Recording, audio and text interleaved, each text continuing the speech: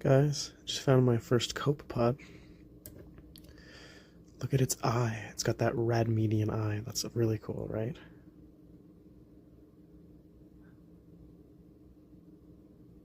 This sample came out of my field. It flooded from some snowmelt, so there was a big brown puddle. I just took a jar out, and this is like a week after I took the jar. There's finally some of these guys in there. When I first took the jar, there was nothing in there almost, except just some ciliates. Now we're finding stuff like this.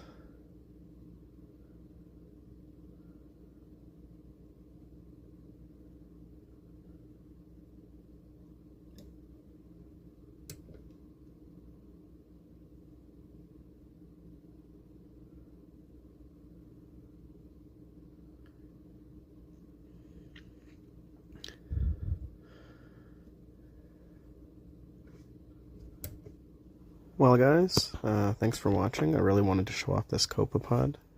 If you have any ideas of what you want to see next, let me know in the comments, or if you have any questions about this little guy, feel free to ask. Thanks for watching. I'll be back soon.